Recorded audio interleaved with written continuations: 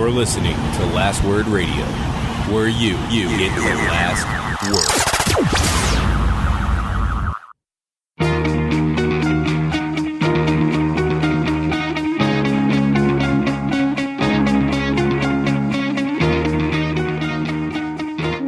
Welcome to the Fourth Line Podcast, part of the Alberta Podcast Network, powered by ATB. This is October the 8th, 2018. With you today is myself, Carl, and the always wonderful Joel.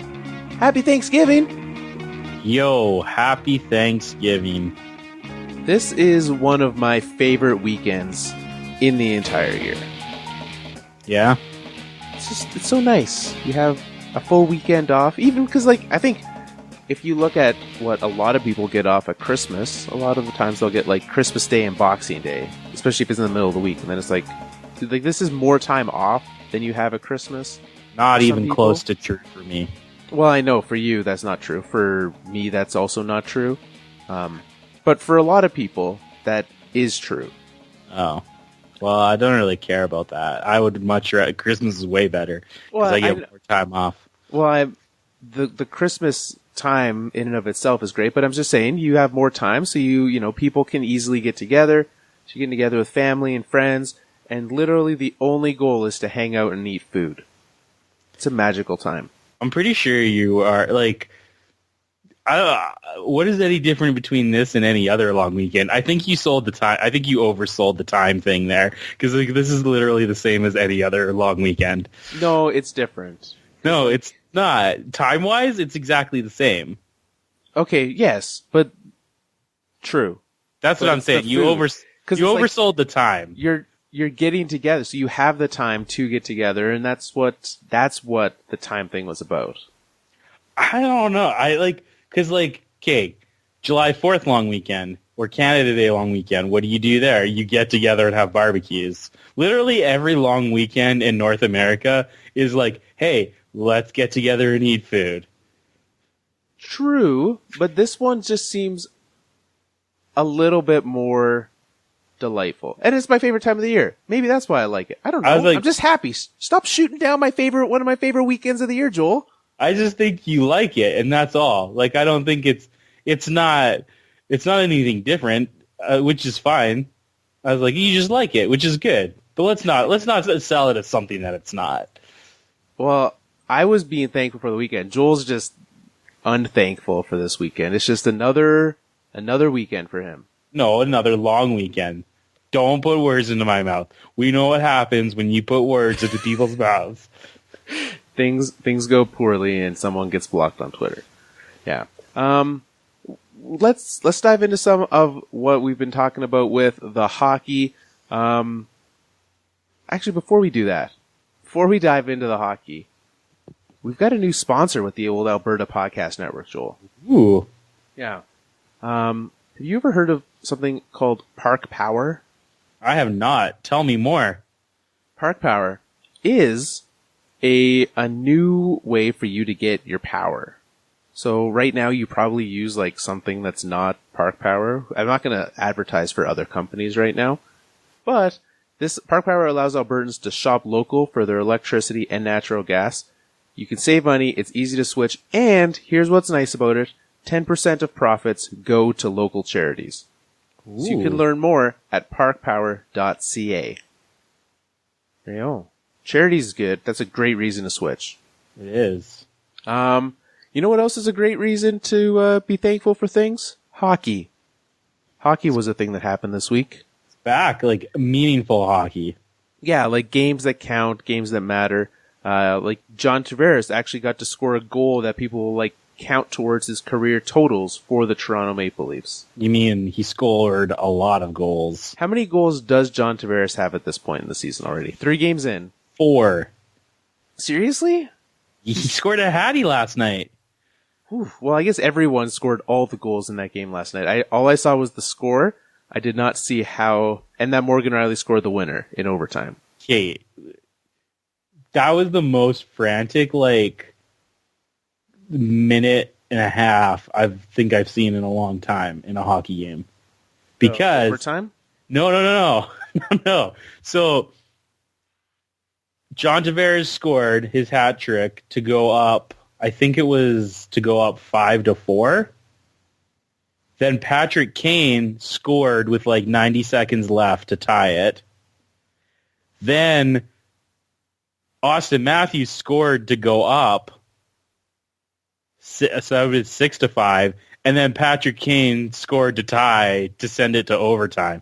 So, long story short, the goalies were awful in that game, and all the goals were scored. The Morgan Rielly goal to win in overtime was arguably one of the worst goals I've ever seen. Like he kind of just lobbed it from the hash marks. And it just kind of trickled between Cam Ward's pads, and he didn't no one was in front of him. I don't know why he didn't stop it. Well, and so that actually, the Patrick Kane fact, I saw this morning, I don't know if it was in Blackhawks history or NHL history, but he was the first in one of those to score 2 tying goals in the last 90 seconds. I believe it's NHL history. That's pretty good. Yeah, it was very chaotic and frantic, and John Tavares, Auston Matthews, 9 goals, 3 games. That's Toronto Maple Leafs. That's pretty good, yeah. And who was in? So Cam Ward still in net for the Blackhawks. Was this the first Garrett Sparks experience? This was the first Garrett Sparks experience. And I would say at least half of the goals were not his fault. The Leafs defense is atrocious, and it's good. The theme all offseason was how bad the Leafs defense was going to be, and it is all that and more. Just a magical experience. Yeah. Go ahead. No, go ahead. I was going to say, except for Martin Moranson, who played a pretty good game last night. I was surprised. Really? Yeah.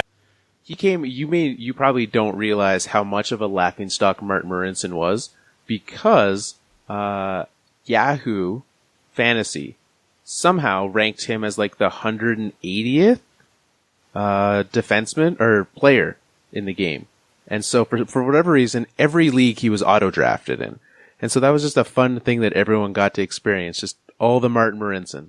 That's so weird, because he probably shouldn't be drafted, I would imagine. Yeah, no, he shouldn't have been drafted, but he was drafted in pretty much every league. So that was a fun thing to get to experience. So with that, is there any hope for the Leafs defense? Other than each individual player being good, is there anyone that you expect them to add to this roster who's not there in the A right now, or anything? No, there's zero hope. They're literally hoping, well, last night was a good example of what the hope for the Leafs is. We're just gonna outscore people. Yeah, and it's not a bad way to go about it. And the other thing is, I think, it's more difficult when you have Garrett Sparks. My guess is if Frederik Andersen had played that game doesn't go to overtime. The Leafs probably win that, 6-4 or 6-3 or something like that. That's what Frederik Andersen is worth to the Leafs. Right. Less goals, which makes sense because he is a better goalie. I don't know. What about the Avalanche? What did they do? Are they everything you ever hoped and dreamed they would be? I'm on cloud 9 right now. Yeah, they're sitting pretty at 2-0 to start the season. Ooh. I believe that I didn't get a chance to watch the Flyers game. I saw highlights of it, but beat the Wild 4-1, beat the Flyers 4-2, and everyone looks just a little bit better this year, which is impressive. Nikita Zadorov, who I loved last year, looks like everything you would want in a defenseman, like a shutdown defenseman. What he was he was actually finally using his size properly. So he was clearing out in front of the net. He was using his body. He led the league in hits last year, so it's not unexpected to have him be physical. But now it was appropriately physical. Last year was just I'm gonna hit somebody, and he would just go run at them.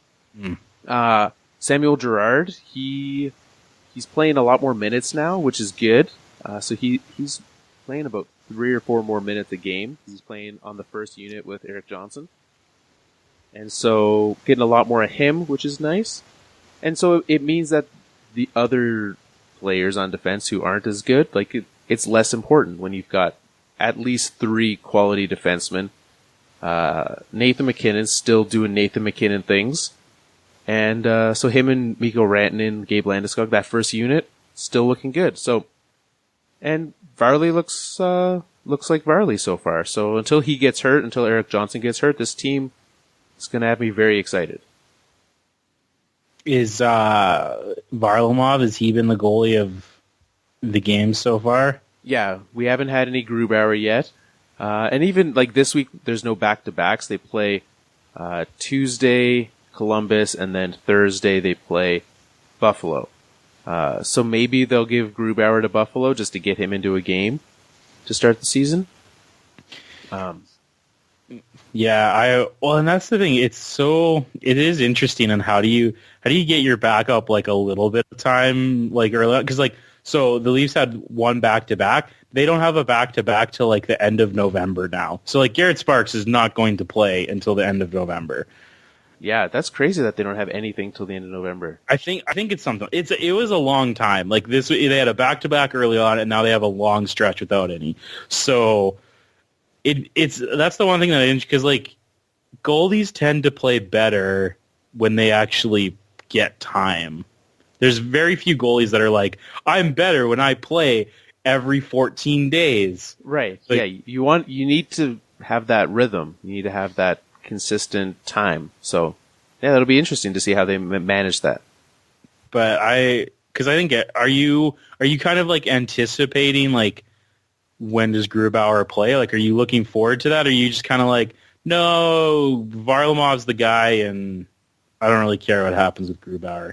Yeah, no, I'm interested to see how he plays when he does. And again, the longer it takes until he gets time, Avalanche don't have their first back-to-back until the end of October. 26th, 27th is their first back-to-back. So they essentially play Tuesday, Thursday, Saturday all the way through. So, yeah, I want to see what Grubauer does. I want to see what he looks like for this team. But we'll see. I expect Thursday would be a good day because you're on a road trip. Play him in Buffalo. Maybe give him, I don't know, they play Carolina and the Rangers, give him one of those games and then another one in the back-to-back. If he plays one game a week, I think that's a solid amount. I would imagine so, isn't it? Because I would say on the scale of backups, I'm trying to think of who else is out there, but like, is he not? He's probably the best backup in the league. He's one of them, yeah. Like, I would say in a comparable, and I know you have a tainted relationship with this individual, but like, I would put James Reimer up there as like a quality backup. He's not anyone who's going to excite you, but I thought he was the starter. Well, I guess now he is.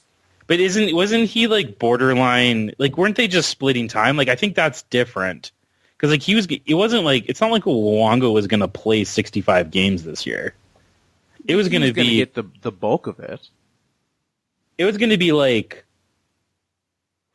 45 and 35 or something like that. Is that right? Yeah, is that probably. 80? That's 80. There you go. Math. It's really early. That's a fact. But so like that's what I would have expected. Like if you at the beginning of the season before Luongo got hurt, if I had said James Reimer is playing at least 35 games this year, what would you have said? I would have probably taken the under, but I wouldn't have called you crazy for it.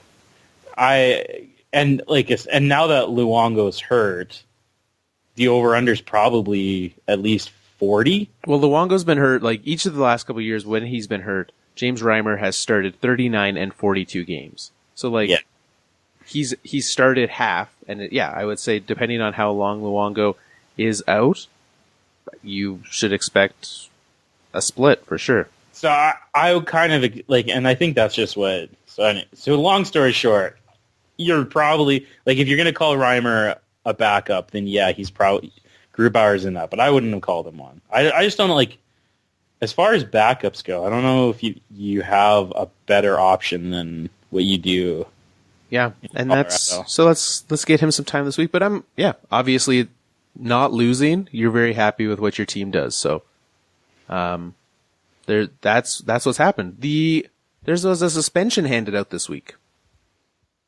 Tommy Wilson, 20 games. So that wasn't. I thought we talked about that. We talked about. Did we talk about the pending hit? suspension? Yeah, we talked about the hit. Okay. We talked about that, but the number came down, I believe, Wednesday, maybe Thursday this week.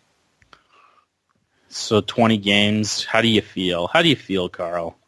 I was surprised it was that big. Like, it should have been a big suspension. Tom Wilson is like a repeat offender, so he should have been suspended for quite some time.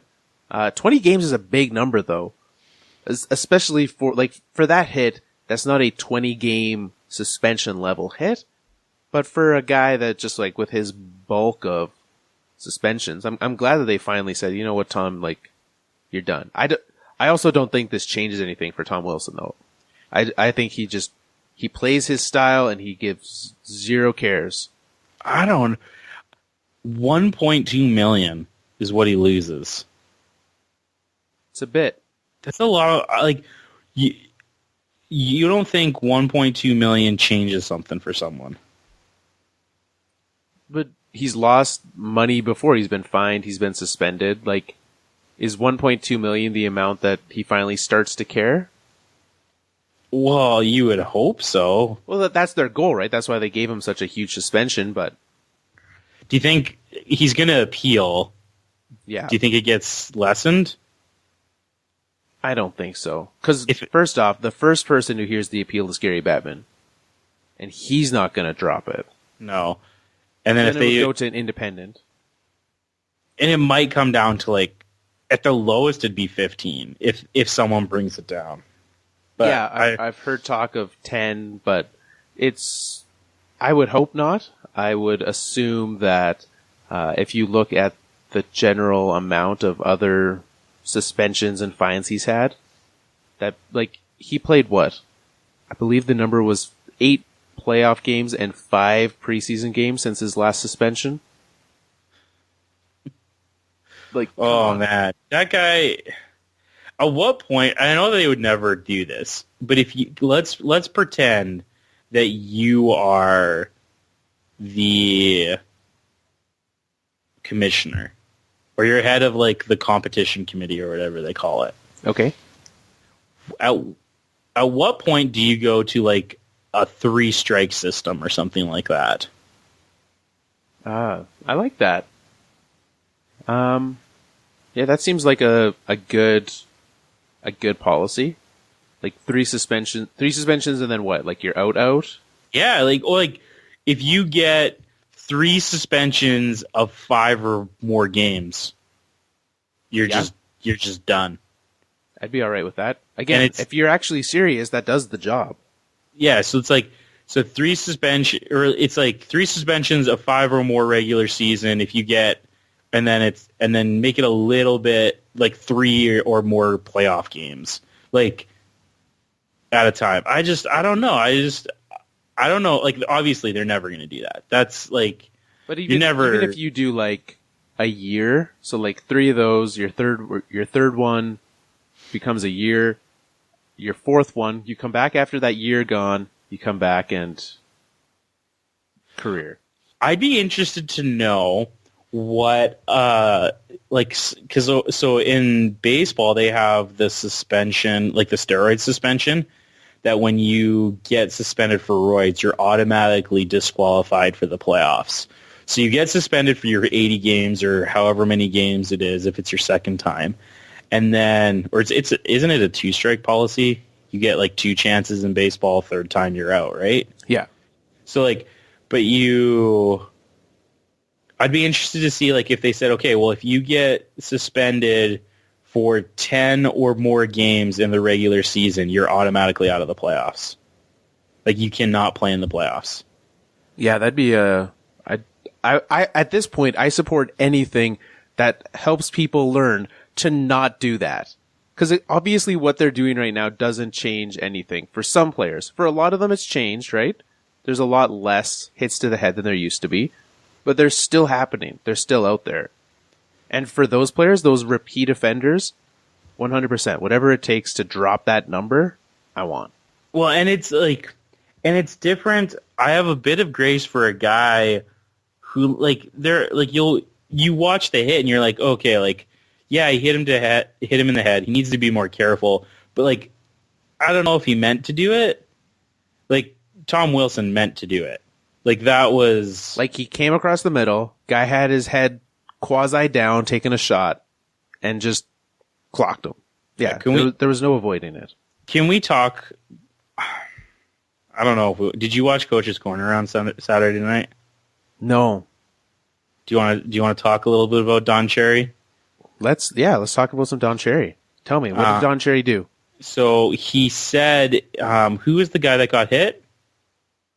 The guy from the Blues, whose name I'm not going to try to pronounce. He said, if you're going to come across the middle, you're going to get hit like that. I'm not even exaggerating. That was the sentiment. Well, and I've seen that sentiment from numerous people out there who say, like, we're taught to keep your head up. We're taught to not skate like that. That's on the player who got hit. So, and then he went and showed a highlight package of Scott Stevens obliterating Eric Lindros and Paul Correa and saying, see, it was these guys' faults. That's crazy. Like this is, at this point, like, and yes, Don Cherry is old and he's Don Cherry and we all know that. But he is not the only one in hockey that thinks this. Not in the slightest, no. There's people who run this game who think that, right? You think that you have old Don Cherry. You have old people running some of these teams, right? There's old people with a lot of money owning these teams who think, that's you just keep your head up. It's crazy. So I don't think we're ever going to really see much of a change until, like, the people that are thinking this are gone from the game, because it's just crazy to think like, and I get it. Yes. Like, you need to play with puck sense and pay attention and don't just not pay attention when you're skating, but you gotta, I don't know. Yeah. You gotta be better than that. Some other, things that happened. News just dropped. More injuries keep happening this week. We mentioned Roberto Luongo. So he's going to be out. Jonathan Quick, he's currently injured. And we have a definitive timeline for JVR's injury. He's been announced out 5 to 6 weeks for the newest Flyer. That's rough. Injuries are happening. I think, obviously, goalies are the easiest ones to look at, especially for LA. Jack Campbell and Peter Budaj become their starting goaltender tandem. It's not anything to be excited about for LA. It's not that big of a deal, though. Like, Jonathan Quick to be excited about. I don't know if you've seen Peter Budaj play hockey before. It's not a good thing to watch, though. Yeah, true. I'm not saying it's good. I'm just saying, like neither is Jonathan Quick, though. Like, it's like whatever. It's like, yeah. Well, and with JVR banged up, the Flyers obviously they essentially just go back to what they were last year, right? They didn't really lose anyone, so they go back to what that was, and we'll see what that team can do. Obviously, losing to the Avalanche this week. They'll be okay. Like you don't want to lose a guy like JVR, but he'll be back. They'll be like they're good enough to it shouldn't ruin their season. Well, they'll still be most certainly still be around. Where even if they're not in a playoff spot, they'll be able to push back into a playoff spot by then. Their issue is still going to be what they get from their goaltenders, right? Like if Brian Elliott, Michael Neuwirth, or which they picked up Calvin Pickard, right? Yeah, and because one of their goalies is hurt. I forget which one of the two. Neuwirth is hurt. So they'll So whoever they get, they'll lose one of those goalies at some point. Yeah, and McElhinney will be. He's in Carolina, so we'll see what happens with all those goalie tenders. But injuries are starting to roll in, so hopefully your team can survive them. Speaking of injuries and potential injury, we had an incident start of the season going off with Tom Wilson not in the lineup to defend his entire team. Shockingly, the Capitals still scored 7 goals on the Boston Bruins, but then Brad Marchand went and did Brad Marchand things, going after Lars Eller near the end of the game. You're in favor of Brad Marchand going after people at the end of the game? That's what the claps are for? No, the claps are for the 7-0 win. Okay. That makes a lot more sense now. Yeah. Do you want to know why Brad Marchand went off on Lars Eller, Carl? Please. Yeah, I would love to know that. It's because he scored. You know what I find to be the biggest way to not be upset about people scoring on you? Don't let them score on you. Like, be better. That's my number one way. This is just, it's getting, like, Brad Marchand needs to get a little bit of the Tom Wilson treatment here, I think. Yeah, he didn't do anything, like, there's no suspension coming from it, and it was very reminiscent to me of the Max Domi, Aaron Ekblad situation in the preseason, right? Like a guy who didn't really have any desire to fight, and Marchand had all the desire to go after him. And we saw Domi, it wasn't as much, right? He didn't knock him out, so I think that's, in the NHL world, if you don't get hurt, then you don't get suspended. But because Eller's, like, instead of, like, Ekblad didn't defend himself at all. Ehlers was like, oh, well, I guess since the NHL is not going to defend me, I better, like, at least try and defend myself a little bit. Yeah. So that was probably the reason why he was able to not get injured, is because he was like, oh, well, I guess nothing's going to happen to Marchand, so I should do something to make sure I don't die. Yeah, that seems like a good reason. And it's unfortunate that you have to defend yourself like that. Like, if someone's coming at you and wanting to fight you, that you're like, well, I have to fight them or else nothing, right? Like, I have to do that. So this brings in another situation. Did you see the Jamie Benn knee on knee? I did, yeah. Okay, so brutal. The guy, like, literally went out of his way to knee Jamie Benn. Like, at least from my perspective, it was very intentional. Yeah. And so Jamie Benn, understandably upset, goes after the guy. The guy then turtles. Like, full on cowers, doesn't want to fight.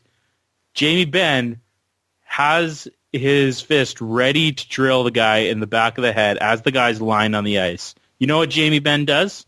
Hits him. No, surprisingly not. Really? He's like, oh, this guy's not going to fight me back. I'm not going to, like, pound his head into the ice. Well, that's nice of him to not give a guy a concussion for a knee on knee. Like, I think Jamie Benn had the right to be upset. 100%, yeah.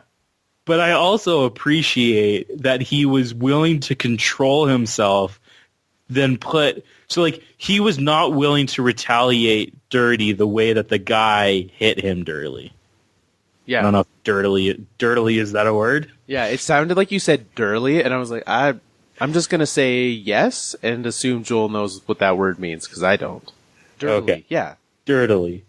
Like, so it was very interesting, and it showed, like, I'm like, where's Don Cherry sitting on Coach's Corner being like, this Jamie Benn is all class? Because, like, that's a classic Don Cherry thing to say. But he's not going to, right? No chance. But I thought that was really interesting, and I was like, man, there was a lot going on in that, and I just didn't know what to I was surprised. I didn't know what to think, and I was like, wow, a guy actually like was able to control emotions to the point. And I don't know. I didn't really see it all because it was like there was a lot of chaos going on at the time because everyone was all worked up. But like I don't know at what point the guy turtled. Like I don't know if Jamie Benn gave him a few shots before he did or not. But like he had the opportunity to end this guy and chose not to. And that's nice of him. I appreciate that. So like maybe Brad Marchand. I have zero confidence that he would actually learn something, let alone learn something good. But if you can, Brad, maybe watch that. Yeah. The bad side about it is no one is knee on knee in Brad Marchand. He is for sure the guy who would give the knee on knee. So it's true. That's the unfortunate part of the situation is that he'll probably not be on the receiving end of too many of those. Because no one. That's the other thing is like you don't want to do something dirty to a dirty player because you know that you're just going to get like speared or something like that. Yeah, no, that's not going to work. Do you want to hand out some prizes? Sure. All right, let's do it. I was thinking to do it off the top. We got talking about food. I got distracted, and we just dove straight into hockey. You got angry. That's why. Well, it's all offended and. Yep, I did. I'm not even gonna. It was too early for that, Joel. It's too early. Okay. Last week we had a quiz. We did. I did not realize a lot of our listeners. Obviously, there's always new listeners coming into the fray, and it's hard to know how long they've been with us as listeners, right? That's not something we know. We have a sense of who is here for a long time. That quiz, shockingly, a little hard. This is okay. Yeah, and we were aware that it could be a little tough for folks, but do we want to start with the winner or do you want to start with some answers? Let's give the answers and then let's give a winner. All right, so easy going off the Brad Marchand conversation. The team we both dislike, Boston Bruins.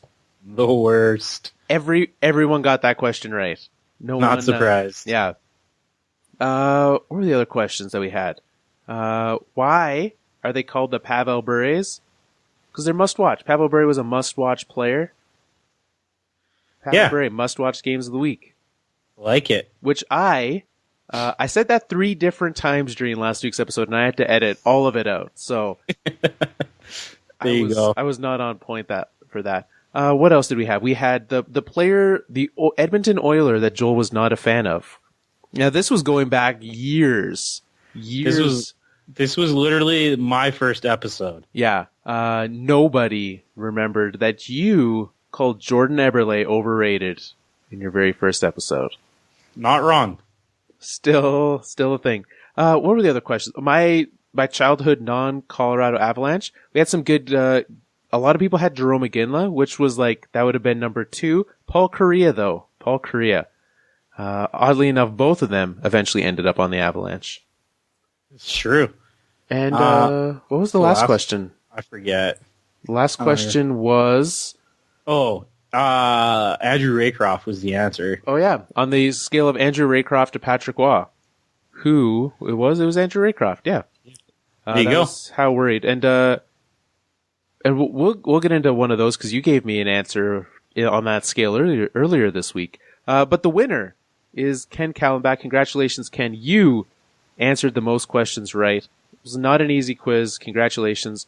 Let us know where we can send that off to, and we will get you your prize package. You were worried earlier this week, Joel. You were worried. Well, I'm still worried. Okay, let's give us an update.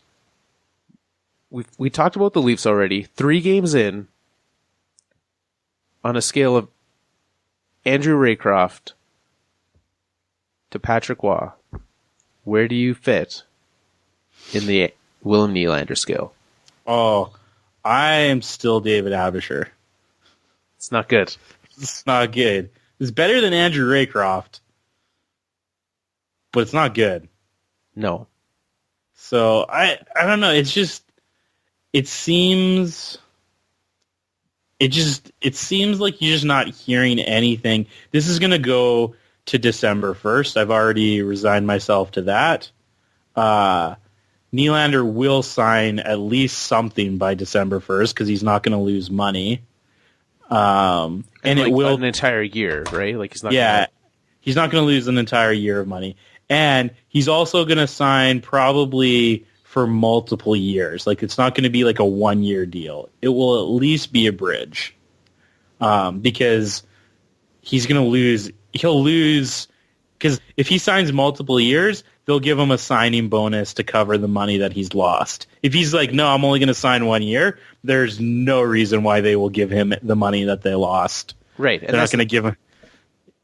So they can make it so that he doesn't lose out on this money if they decide to play nice, right? Like if they're friendly to each other, that's a thing that they can do. Which they will. If they get to a point where they're signing a longish term deal, they will do that. If he wants a bridge, he will not make that money. I can almost guarantee that. Right. And so, because he needs, 4 more years until he could actually leave the Leafs? I think it's 5, including this year. Okay. So it'd be 4 after this year. Right. That's but I don't know. It just seems, you hear all the reports. There are still reports out there saying that his camp is not budging off of $8 million a year, which is crazy. Like, I love William Nylander. I would rather him on the team than Mitch Marner. But he is just on like a dollar value of like what Mitch will cost versus Nylander. Or? No, I think Nylander's a better player. Okay. So, and I don't know. I know that people it's a tough thing to say. They're very different players, and there's people on both sides of that. There's probably more people on the Marner side. I'm on the Nylander side. But there are two. What position do you consider Nylander? Left wing? A winger. Yeah. So there's 2 left wing right now earning over $8 million. It's Jamie Benn and Alexander Ovechkin. And he is neither of those. There is 3 right side. Phil Kessel, Jacob Voracek, Corey Perry, and Patrick Kane. So he is better than Corey Perry. But you're essentially saying I'm the 7th best winger in the league if you're asking for $8 million, right? Like that's the case you're trying to make. It's not going to work. No, and that's the thing. I don't know what he's thinking. And that's why, and that's what worries me, is that if his agent actually believes that he's worth that, he's just not going to play. Because the Leafs, they can't afford to sign him to $8.5 million, but no team's going to sign him to $8.5 million. No, not no matter how much Brendan Shanahan says that you should take a discount to stay with this team. That's not no one else is going to give you that money. So yeah, he's going to get 6.5 by 6. That is what he is worth. That's what he should get. And if he's not going to sign that, then it is confusing. So it's just, it worries me how this is playing out. But the other thing is, I think the thing that worries me is that you just don't know. You hear a lot of reports of all sorts of different things. So the one thing that prevents me from going straight Andrew Raycroft is that Nylander is a good player, and if he doesn't want to sign with the Leafs, they will trade him and they will get something of value for him that is very closer to the equivalent of him. They're not going to just get nothing. And honestly, at this point, I think for me, if I were to pick, how does this situation resolve itself? I'm at the point that I think he does not play for the Toronto Maple Leafs again. I'm not there. My guess is still 6 by 6.5. I would bet that at some point they're like, you know what? Let's move him for a defenseman. Let's go find somewhere to move him to, and then it becomes some other team's problem to try to sign him. And I assume he would sign very quickly with that other team because they know that what they would be getting themselves into. So, and that, I think long term, that helps the Toronto Maple Leafs more than signing him.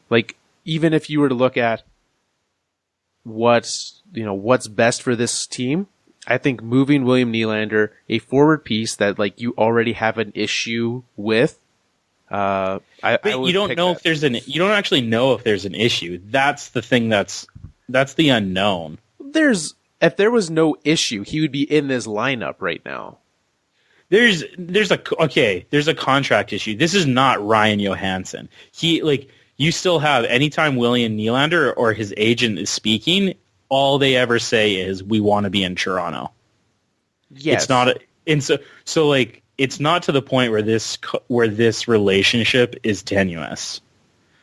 But if you're saying he's not going to play, okay, so give me some examples of what trade you see being realistic. What are the Leafs going to get for William Nylander?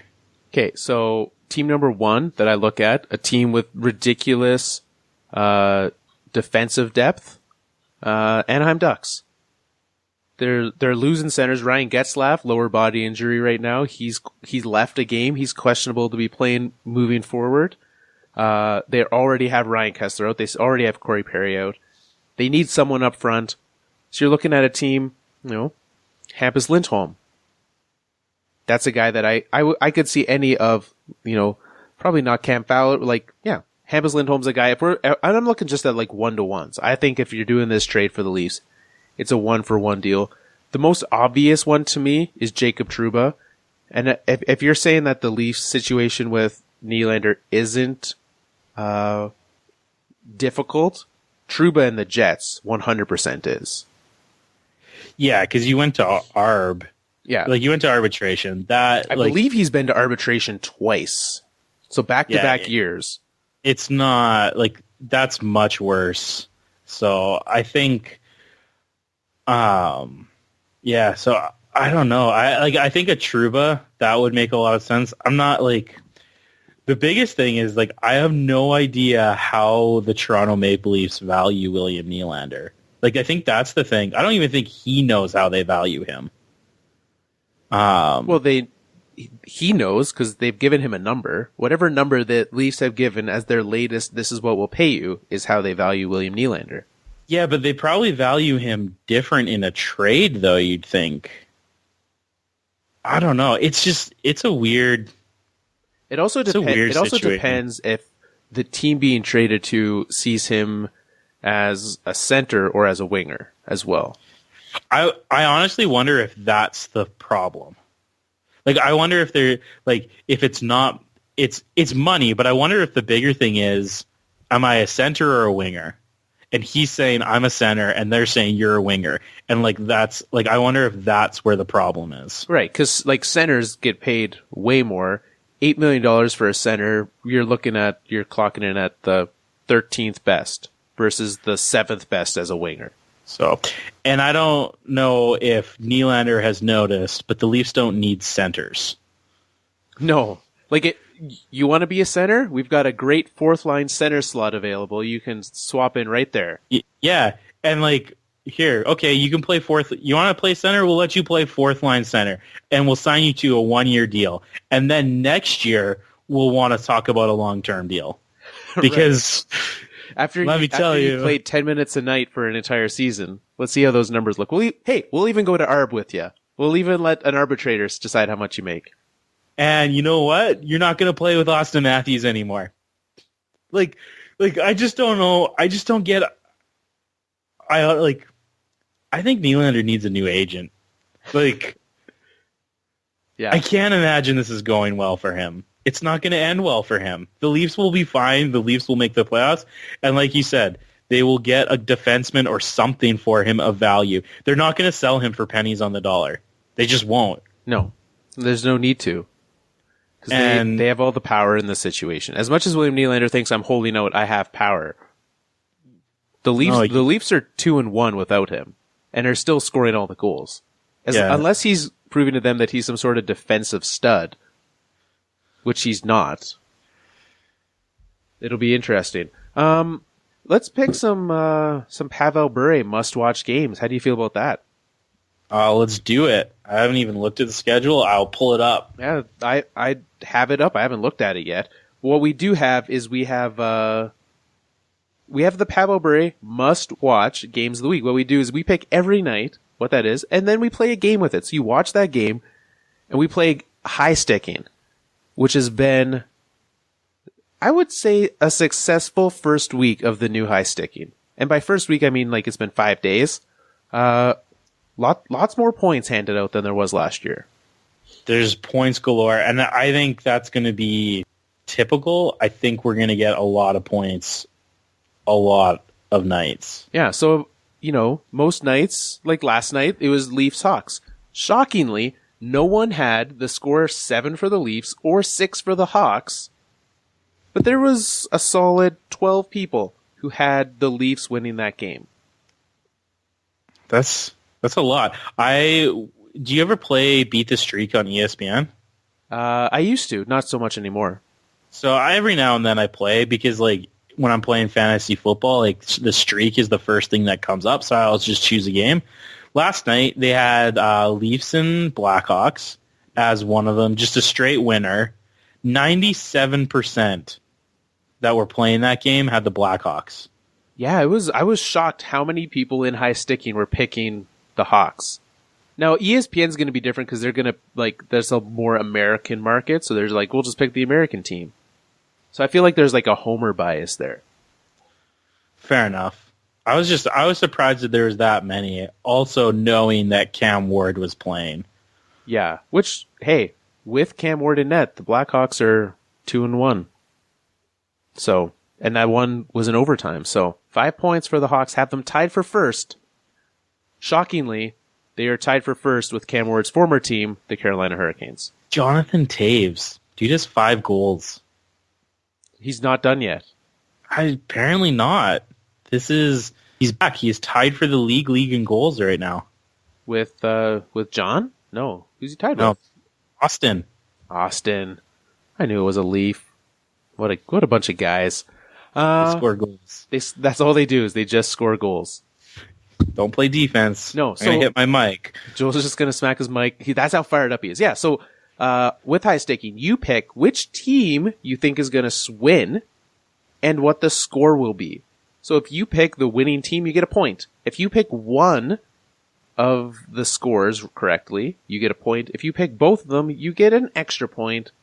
As much as we say that there's a lot of points being handed out, correctly picking all of the scores is not as easy. So this week we had 4 people correctly predicted the scores of the games across approximately 60 correct scores. So we had 60 people getting points this week. 4 got 3 points. So that's not an easy task. Getting that single point, a lot easier. True, because you got a 50% chance at the single point. Yeah, even if you're just flipping a coin, which you're probably not. And I think what makes it a little bit harder, most of these high-sticking games, we're not picking a game like San Jose Islanders, which is on today. San Jose, a little not there yet, but... I mean, do we want to play a bonus afternoon high-sticking game today? Normally we don't have a Monday game. Yeah, do you want to drop that right now? We have 3 options. 2 of them start in an hour and a half. I'm thinking Buffalo, Vegas. That's where I was thinking. Sure. Yeah. I don't know. I'd much rather we have the. Well, we can't choose the Ottawa Boston game. For 18 different reasons we can't choose that game. Yeah, we can. I'm down with that. We'll put it up on Twitter right now. Before this show's even done recording, it'll be up there. Let's play some bonus Monday high sticking. But then we'll go to Tuesday. Tuesday night, we've got a good collection of games. I'm looking at a couple teams that haven't been. Well, I guess one of them hasn't been there yet. I'm looking at the Winnipeg game. I'm wanting to see what the Jets are. I haven't seen them yet this year. That's what I'm looking at. Winnipeg, LA. Okay. I wouldn't have done that, but that's fine. I will accept that. Wednesday. Oh, man. I guess we're going Vegas again. You go Cup rematch, for sure. Vegas, Washington. Vegas, getting the double down already. That's just because Detroit. I watched Detroit versus LA last night. Who won without Jonathan Quick, but against Detroit. Not that good of a game. The first period might have been the most boring period of hockey I have ever watched in my life. Thursday, we've got a big collection of games happening. Ooh, maybe I want to change my Tuesday pick because Winnipeg Nashville is my Thursday pick. No, choose something else on Thursday. We're not going back. No doubling back like we tried to do last week? Yeah, we can't do this every week. Just pick a different game. All right. We are going to go with Columbus, Florida. It's a weird game.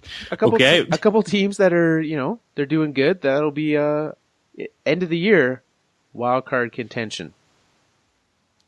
Such a weird game. There's no games on Friday. Well, I guess we're not playing high sticking on Friday. How do they not have a game? What is happening on Friday that there's no games? I have no idea. But there are 0 games. I was like, all right, Friday. I was like, oh, man, there's a ton of games on Friday. It's like, nope, that's Saturday. Jeez, NHL, get your head out of your bottom. Okay. Here you go. I'm going to give you 2 games. Are we playing 2 Saturday to make up for the lack on Friday?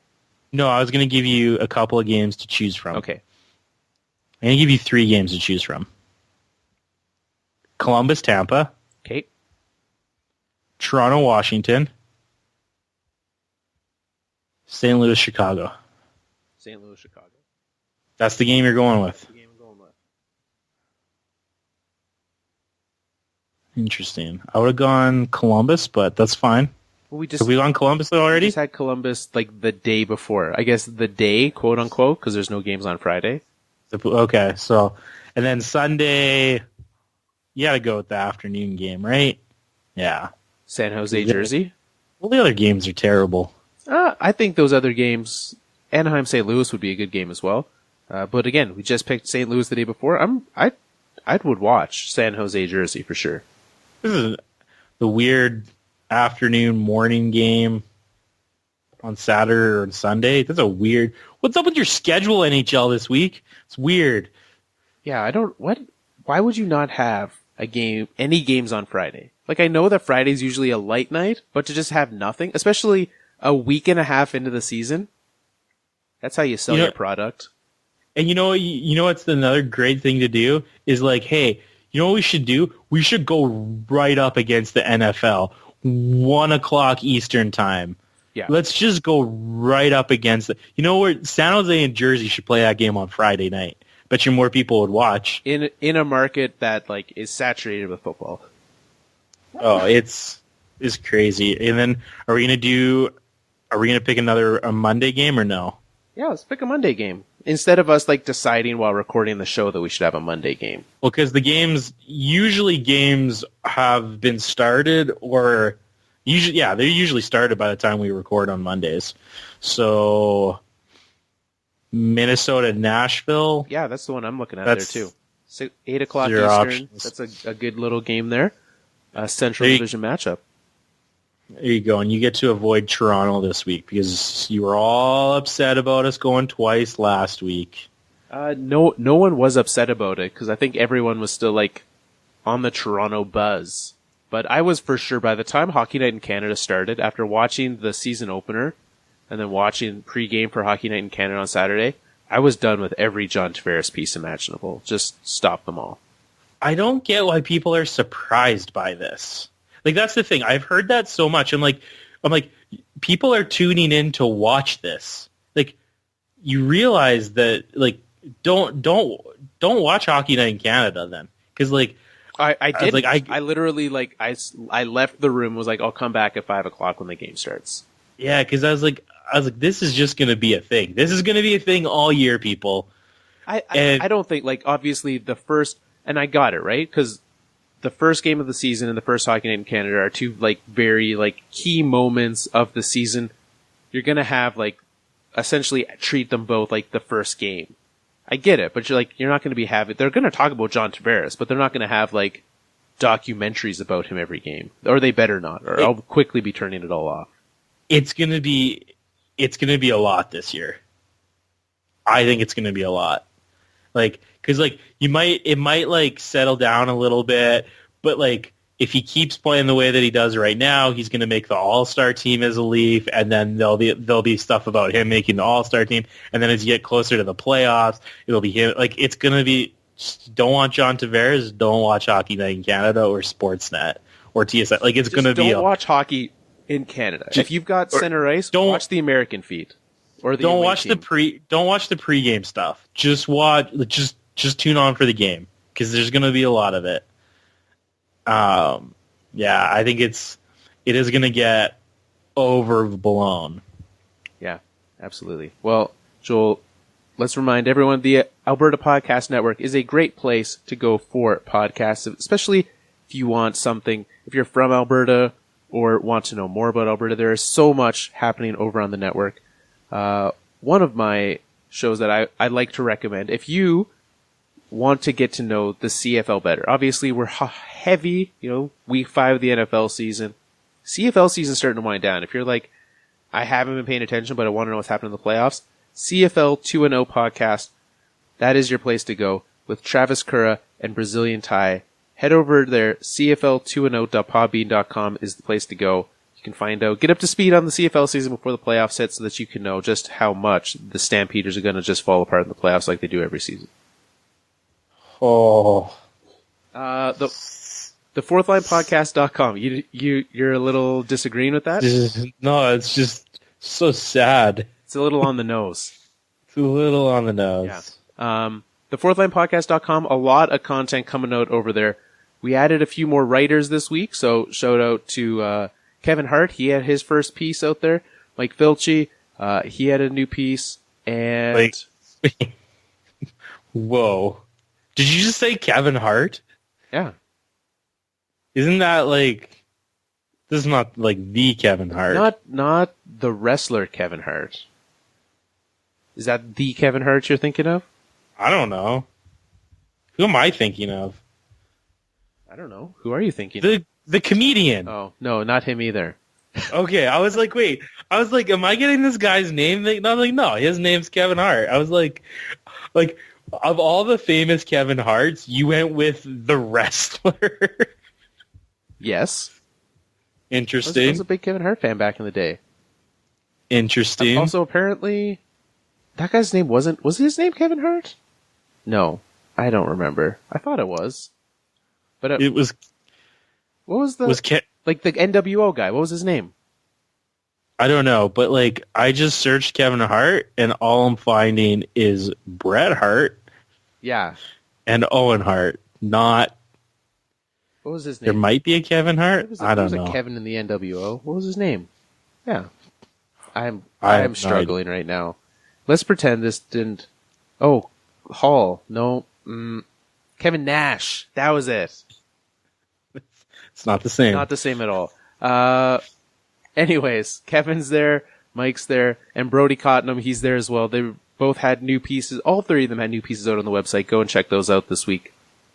As well, you can find us on Twitter, where you can play High Sticking, at Fourth Line Podcast, or on the Facebook. You can send us an email if you want to email us about anything. Mail at thefourthlinepodcast.com. If there's anything that you send us, maybe we'll read it on the show. We never know. If you've got some questions or or compliments, if there's compliments, we'll for sure read them on the show. You can head on over to the Twitters, play High Sticking. You should do that. It's a lot of fun. And until next week, thanks for listening to episode 201. We're in the 200s. Let's do this. Boom City.